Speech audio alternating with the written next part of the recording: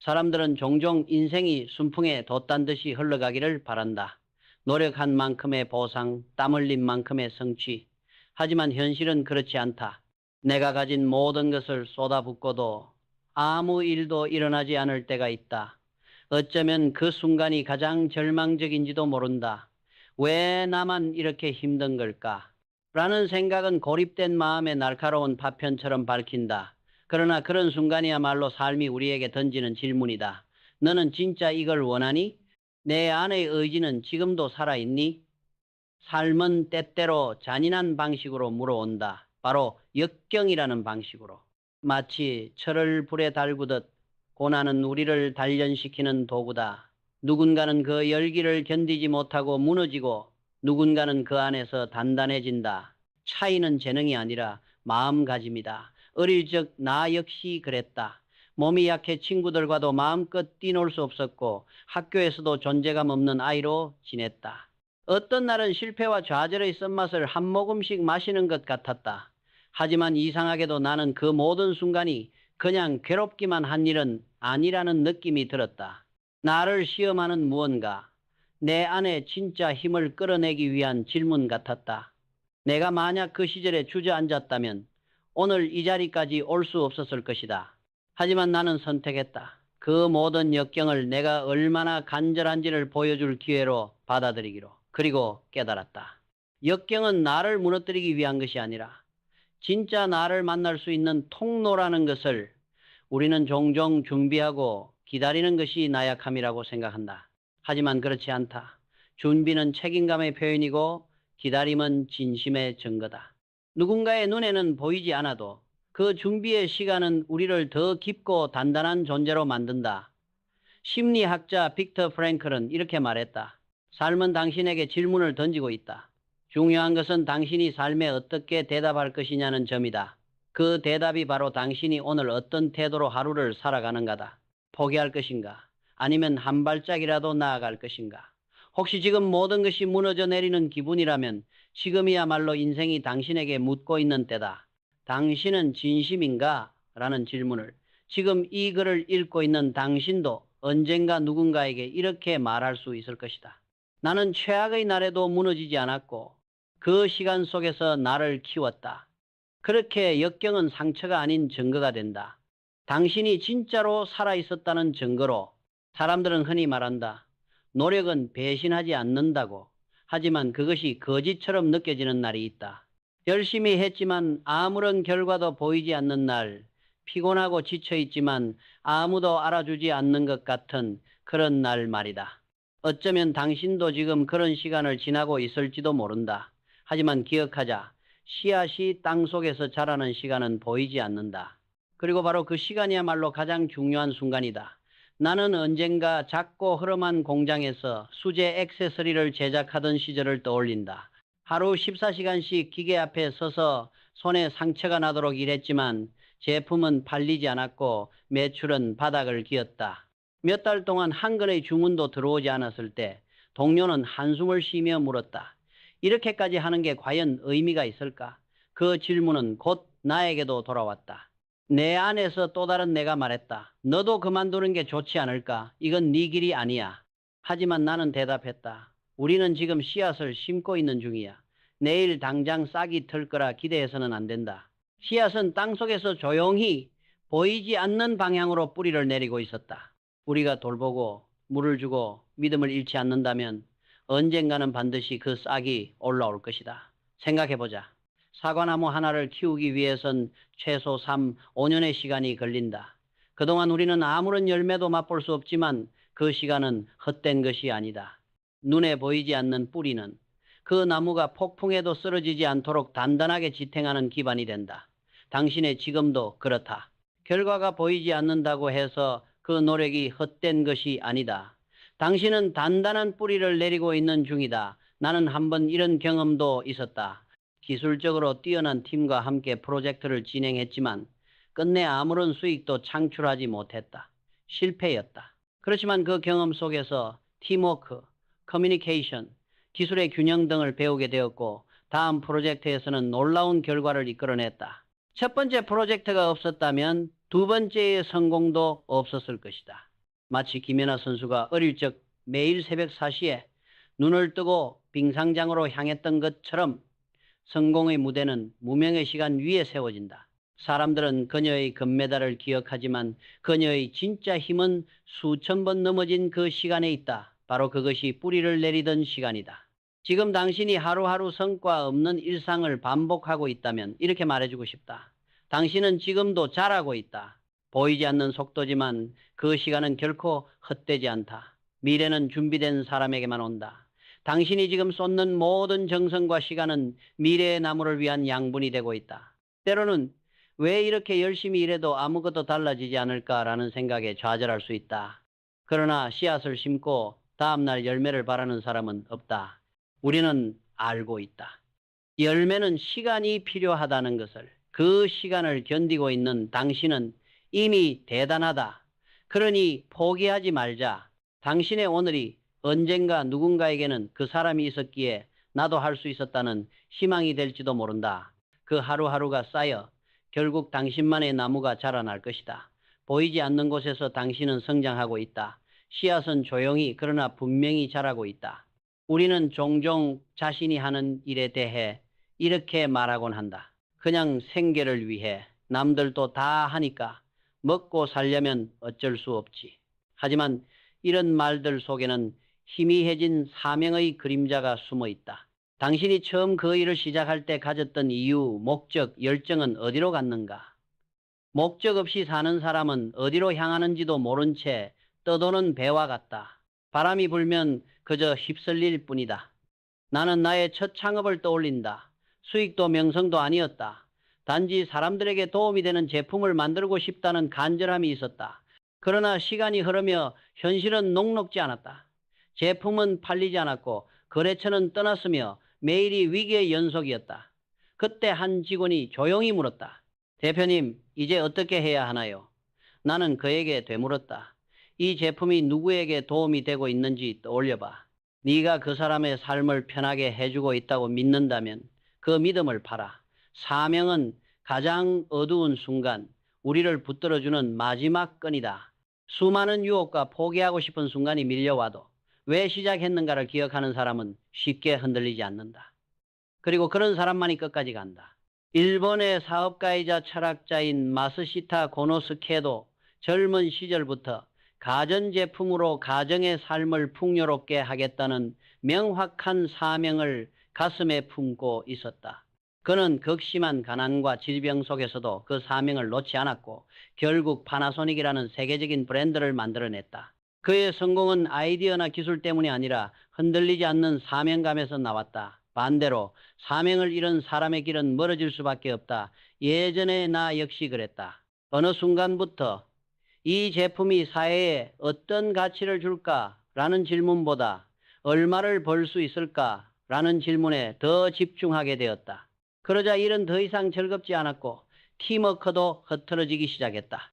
매출은 오를 수도 있었지만 내 마음은 점점 공허해졌다. 그때 다시 초심으로 돌아갔다. 내가 이 일을 왜 시작했는지를 적은 작은 메모장을 꺼내 읽었다. 작은 불편을 없애주는 발명으로 사람들의 삶을 조금 더 따뜻하게 만들자. 그리고 그날부터 회사의 방향을 바꾸었다. 광고보다 고객의 목소리에 귀 기울였고 숫자보다 만족도를 중요시했다. 그러자 다시 길이 보이기 시작했다. 당신에게도 묻고 싶다.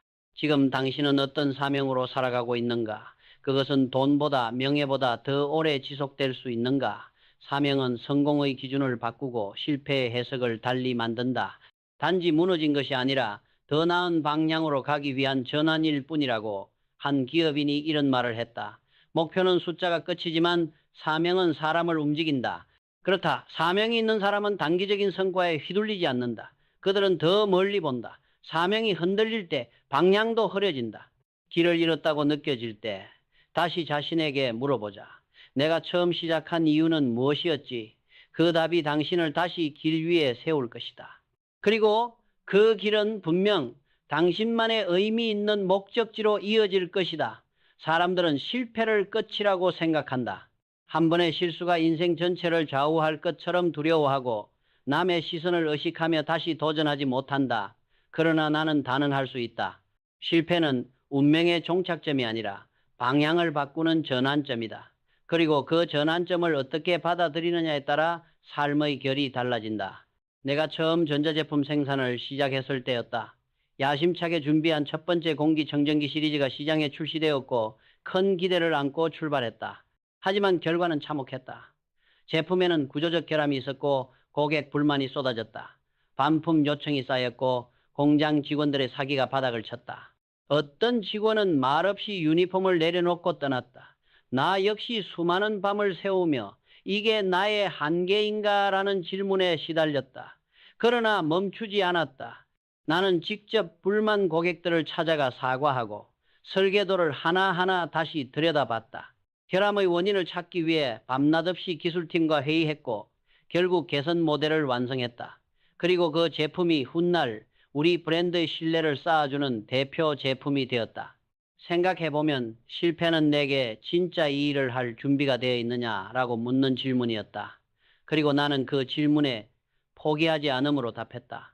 우리는 종종 실패를 결과로 받아들이지만은 실상은 피드백이다.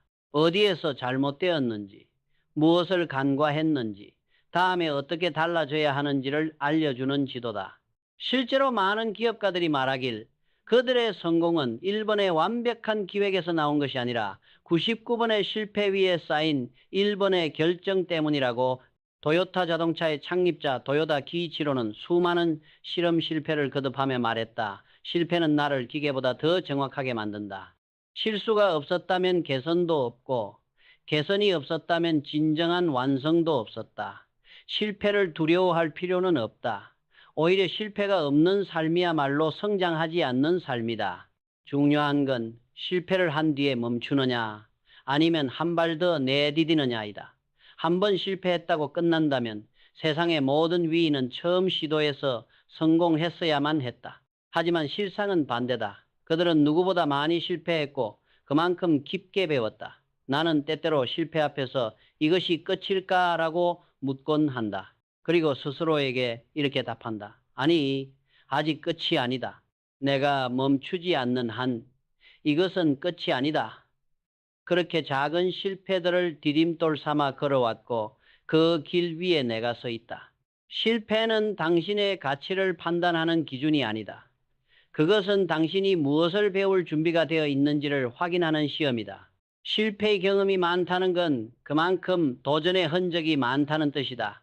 당신이 실패했는가 축하한다. 당신은 살아가고 있다. 당신은 시도하고 있고 움직이고 있고 배워가고 있다.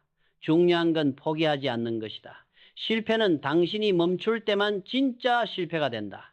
그 전까지는 모두 당신의 여정의 일부일 뿐이다. 나는 가난한 시골 마을에서 자랐다. 흙먼지가 가득한 골목길, 해질 녘이면 한 줄로 늘어선 식당의 잔반통, 빛바랜 교과서와 찢어진 운동화, 그 시절의 나에게 부자란 TV 속에나 존재하는 환상 같은 단어였다. 그러나 시간이 흐르며 나는 깨달았다. 나를 가장 힘들게 했던 건 헌 옷도 부족한 식사도 아니었다. 내 마음에 스며들었던 나는 안 될 거야 라는 생각, 그 절망감이야말로 진짜 가난이었다. 정신적 빈곤은 육체적 결핍보다 훨씬 더 위험하다. 마음이 메마르면 감사할 줄 모르게 되고 타인의 성공을 질투하게 되며 스스로를 연민하기 시작한다. 쟤는 운이 좋았지. 나는 아무리 해도 안 돼. 이런 말들은 결국 삶의 핑계가 되고 가능성을 닫아버린다. 정신이 가난해지면 아무리 많은 돈을 손에 쥐어도 마음은 계속 허기질 뿐이다. 나는 한때 기술서적 한 권을 사기 위해 며칠 동안 밥값을 아끼며 동전 몇 개를 모았다. 누군가 보기엔 하찮은 책 한 권일지 몰라도 그 책은 내게 세상을 여는 문이었다. 지식은 돈보다 강했다. 왜냐하면 그것은 내 안에 자라서 누구도 빼앗을 수 없는 힘이 되었기 때문이다. 한 번은 대기업의 대표가 나에게 고민을 털어놓았다. 이익은 나고 있지만 직원들의 눈빛이 죽어 있습니다. 동지가 부족해요. 나는 그에게 이렇게 말했다. 당신의 조직이 정신적으로 가난하다는 신호입니다. 돈은 넘치지만 진심이 부족합니다. 감사의 말 한마디, 공감의 눈빛, 희망을 심어주는 리더십이야말로 조직의 진짜 자산이다. 정신적 풍요는 화려한 배경이 아닌 소박한 마음에서 시작된다. 나 역시 어려운 시절 동료와 한 그릇의 라면을 나눠 먹으며 웃었던 기억이 있다. 그 따뜻한 순간이 돈으로 살 수 없는 진짜 풍요였다. 한 그릇 된장국을 함께 나누는 식탁, 누군가의 고단한 하루에 귀 기울이는 시간, 그 속에 인생의 본질이 숨어 있다. 그리고 나는 묻고 싶다. 당신은 다른 사람의 기쁨을 진심으로 기뻐할 수 있는가? 누군가의 성공에 박수를 보낼 수 있는가? 작은 일에도 감사를 느끼고 스스로를 다독일 줄 아는가? 만약 그렇다면 당신은 절대 가난하지 않다. 오히려 요즘 나는 이런 풍경을 자주 본다. 최신 스마트폰을 들고 명품을 걸쳤지만 늘 불만과 짜증으로 가득한 얼굴들. 반면 낡은 가방 하나 메고도 환하게 웃는 사람들. 삶은 우리에게 이렇게 말하고 있는 듯하다. 풍요는 외부가 아니라 내면에서 시작된다. 젊은 시절 내가 가장 두려워했던 건 돈이 아니라 희망을 잃는 것이었다. 지금도 마찬가지다. 가진 것이 아무리 많아도 마음이 비어 있다면 그것은 진짜 가난이다. 반대로 가진 것이 없어도 마음이 가득하다면 당신은 이미 부자다. 정신적 풍요로움은 삶의 모든 것을 변화시킨다. 실패를 교훈으로 만들고 고통을 성장으로 바꾸며 사람들과의 관계를 진심으로 맺게 해준다. 그리고 그 중심에는 마음이 있다. 무엇을 느끼고 어떻게 반응하느냐가 인생의 질을 결정한다. 그러니 지금 당신의 통장 잔고보다 마음의 잔고를 들여다보라. 감사, 공감, 용기, 희망이 네 가지가 있다면 당신은 이미 풍요롭다. 진짜 부는 그 마음에서부터 시작된다. 삶이 뜻대로 되지 않을 때 우리는 종종 외부를 탓한다. 환경이 나쁘다고, 시기가 안 좋았다고, 사람들이 나를 이해해주지 않는다고. 하지만 내가 배운 가장 큰 진실 중 하나는 이거다. 남 탓을 해서는 절대 앞으로 나아갈 수 없다. 나도 그랬다. 사업을 시작한 초기, 제품이 팔리지 않으면 시장을 탓했고, 직원이 떠나면 그들의 책임이라고 생각했다. 그런데 이상하게도 문제는 계속 반복되었다. 아무리 외부를 바꿔도 내부의 혼란은 가시지 않았다. 그때 나는 멈춰서 스스로에게 물었다. 혹시 내가 놓치고 있는 건 없을까? 그 순간부터 나는 진실한 마음이라는 키워드를 발견하게 되었다. 진실한 마음이란 단순히 착한 마음이 아니다. 그것은 상황을 직면하고 스스로를 돌아보고 감정에 휘둘리지 않고 본질을 바라보는 용기다. 때론 인정하고 싶지 않은 자신의 부족함을 마주하는 고통스러운 일이기도 하다. 하지만 그 과정을 통해 비로소 진짜 변화가 시작된다. 한 번은 고객이 우리 제품에 대해 불만을 제기했다. 품질이 아니라 사용법이 불편하다는 것이었다. 초기에는 기술팀이 그건 고객이 사용법을 잘 몰라서 그래요 라고 일축했다. 솔직히 나도 처음엔 그렇게 생각했다. 하지만 어느 날 고객 한 분이 직접 전화를 걸어왔다. 제품은 좋은데 매번 사용할 때마다 스트레스를 받아요. 그 말이 이상하게 마음에 남았다. 나는 팀에게 말했다. 한 번만 고객의 시선으로 다시 봐보자. 그 작은 전환이 놀라운 결과를 가져왔다. 버튼의 위치를 바꾸고 설명서를 그림 중심으로 재편집했더니 불만이 줄어들고 반품률이 절반 이하로 떨어졌다. 고객의 문제는 제품의 문제가 아니라 우리가 그들의 입장에서 생각하지 않았던 태도의 문제였다. 그리고 그 태도를 바꾼 건 진실한 마음이었다. 진실한 마음은 사람과 사람 사이에서도 큰 차이를 만든다. 누군가의 실수를 지적할 때 비난이 아닌 이해의 마음으로 접근하면 전혀 다른 반응을 얻는다. 나도 예전에 직원 실수로 큰 손해를 본 적이 있다. 화가 났지만 차분히 그와 대화를 나눴다. 알고 보니 그는 가족 문제로 심적으로 어려운 상황이었다. 나는 그에게 일주일의 휴가를 줬고 그 직원은 돌아온 후 누구보다 헌신적으로 일했다. 그날 이후 회사 분위기 자체가 달라졌다. 모두가 진심을 믿기 시작했기 때문이다. 진실한 마음은 마법이 아니다. 하지만 그것은 눈에 보이지 않는 신뢰를 쌓고 보이지 않는 길을 열어주는 열쇠다. 문제를 회피하거나 핑계를 찾는 대신 스스로를 마주보는 태도, 그것이 당신의 삶을 완전히 바꿀 수 있다.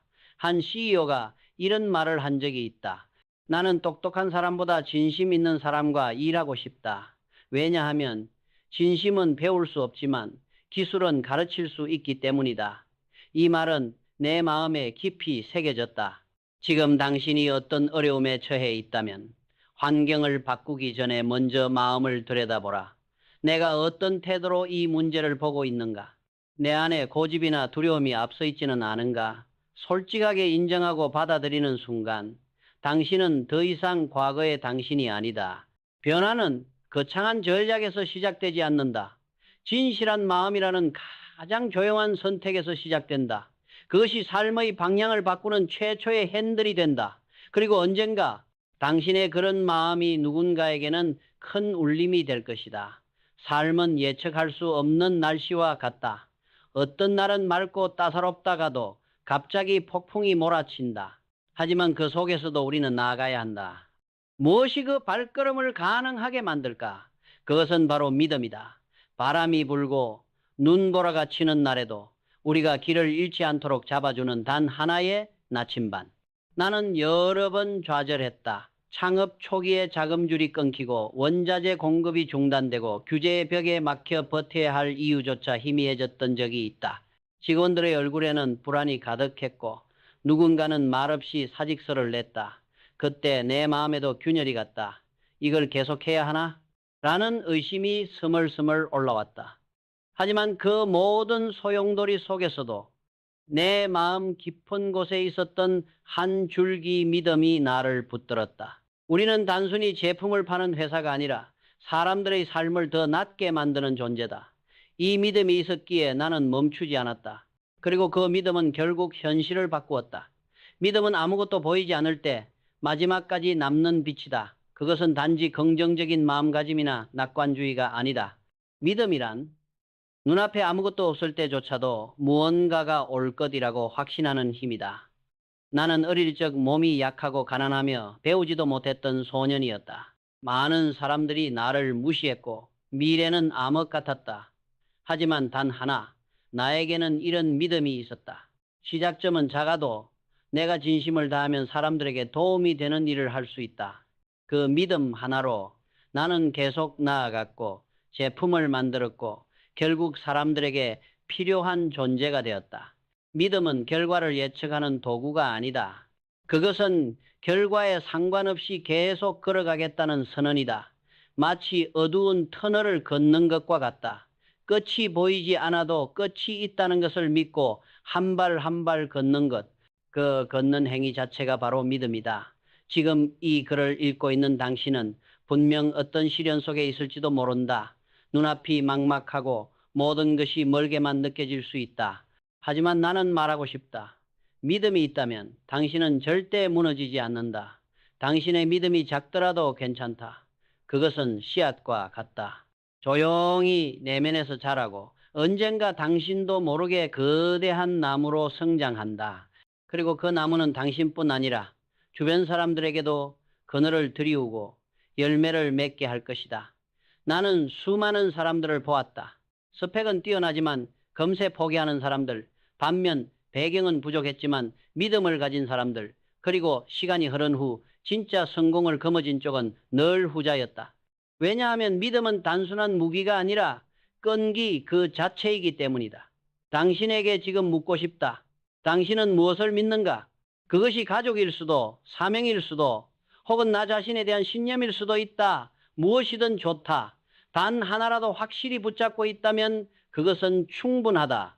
당신의 믿음은 폭풍 우치는 밤을 견디는 등불이다. 그 불빛이 꺼지지 않도록 지켜야 한다. 의심이 마음을 흔들 때마다 스스로에게 속삭이자 나는 믿는다. 이 길이 끝나면 빛이 올 것이라는 걸. 그리고 반드시 온다. 당신이 걸어온 그 모든 발자국은 믿음 위에 쌓인 길이 되어 줄 것이다.